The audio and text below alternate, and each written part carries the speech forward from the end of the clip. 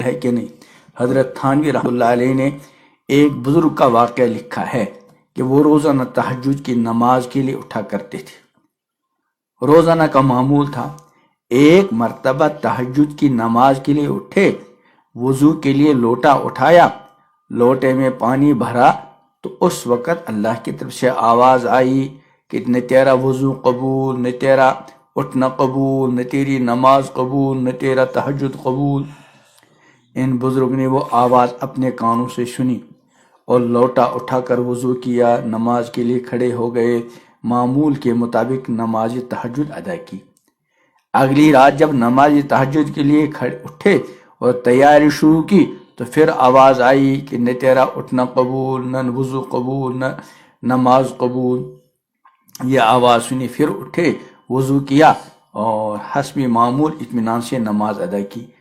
3 دن تک یہ آواز سنی۔ ان کے شاگرد جو ان کے ساتھ ہی خدمت کے لیے رہتے تھے وہ بھی آواز سنتے تھے۔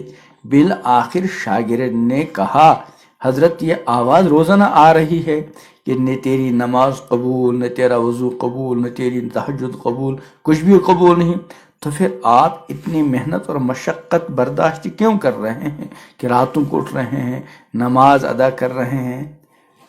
اس کے جواب میں بزرگ نے فرمایا، اگرچہ ان کی طرف سے یہ کہہ دیا گیا کہ تمہاری کوئی عبادت قبول نہیں، لیکن کوئی اور در ہو تو بتاؤ، وہاں چلا جاؤں۔ میرے پاس تو ایک ہی دروازہ ہے، اگر وہ کہیں گے تب بھی وہیں جاؤں گا، لہذا قبول کریں تو، قبول نہ کریں تو میں تو وہی دروازہ کھٹکھٹاتا رہوں گا۔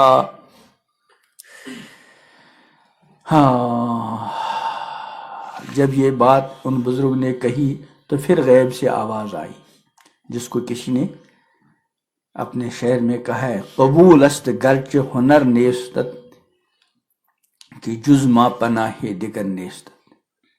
اب تیرا سب کچھ قبول ہے، تیرا وضو بھی قبول، تیری نماز بھی قبول، تیری تہجد بھی قبول، اگرچہ تیری اس نماز اور وضو میں کوئی ہنر نہیں، یعنی کوئی خاص خصوصیت نہیں، لیکن اس کے باوجود سب قبول ہے، کیوں کہ ہمارے سوا تیرا اور کوئی، ہمارے سوا تیری کوئی اور پناہ گاہ نہیں۔ یہی بات حضرت والا اس ملفوظ میں بیان فرما رہے ہیں کہ اگر ساری عمر یہ آواز آتی رہے کہ تو جہنمی ہے تب بھی عمل نہ چھوڑ دے، اور اگر ساری عمر یہ آواز آتی رہے کہ تو جنتی ہے تب بھی عمل نہ چھوڑے، کیوں؟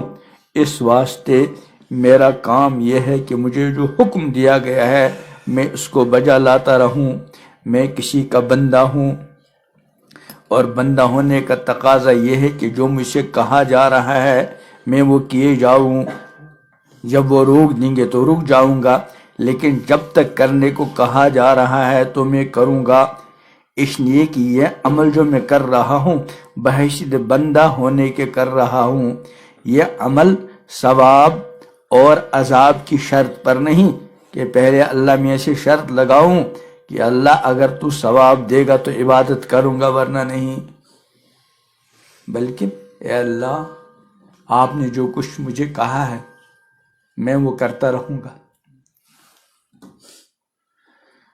آگے آپ کا کام ہے۔ انسان کو چاہیے کہ وہ اللہ تعالیٰ کے کام میں دخل نہ دے، بلکہ اللہ تعالیٰ نے جو کچھ کرنے کو کہا وہ کرتا رہے۔ اللہ نے کہا نماز پڑھو، روزہ رکھو، تلاوت کرو، ذکر کر دو، اللہ سے ڈرو وغیرہ وغیرہ، چھوٹے بڑے گناہوں سے بچو، بندہ اپنا کام میں لگا رہے۔ اس کے ساتھ آخرت میں اللہ تعالیٰ کا کیا معاملہ ہوگا، وہ کس کا کام ہے؟ اللہ، اس میں مداخلت نہ کرے۔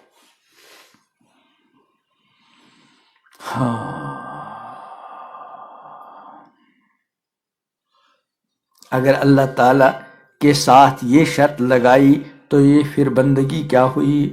بندگی تو یہ ہے کہ بندہ یہ کہہ دے کہ اللہ آپ میرے خالق ہیں، آپ میرے مالک ہیں، لہذا جو حکم ہے وہ مجھے ہر حالت میں بجا لانا ہے، چاہے کچھ ہو جائے۔ یہ تو آپ کا کرم ہے کہ آپ نے مجھے حکم بجا لانے پر جنت کے وعدے کیے ہیں، لیکن کیا جنت میرے عمل کا بدلہ ہے؟ کیا میرا عمل اس لائق ہے کہ اس کے بدلے میں جنت مل جائے؟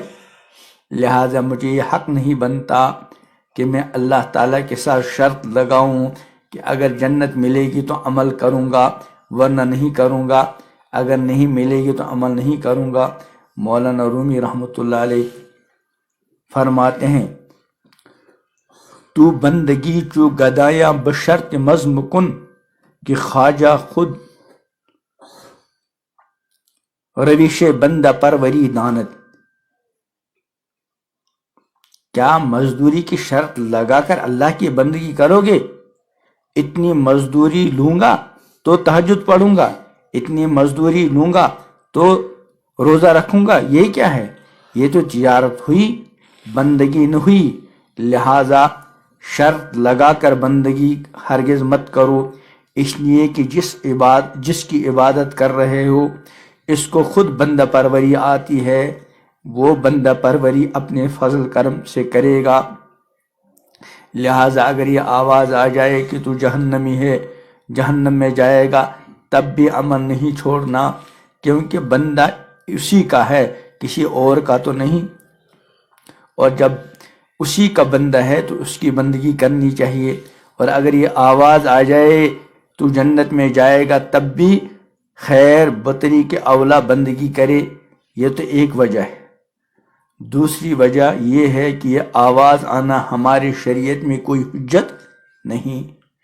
اسی طرح اگر کسی شخص کو کشف ہو یا الہام ہو تو شریعت میں کوئی حجت نہیں۔ ایسا الہام جو شرعاً حجت ہو وہ تو جناب رسول اللہ صلی اللہ علیہ وسلم کی ذات پر ختم ہو گیا۔ انبیاء کرام پر جو وحی آتی تھی، چاہے وہ خواب میں آئے، الہام ہو، وحی ہو، وہ سب حجت ہے۔ لیکن غیر نبی کا الہام اور غیر نبی کا کشف اور غیر نبی کو کوئی آواز آ جائے، کہنے یہ کوئی حجت نہیں۔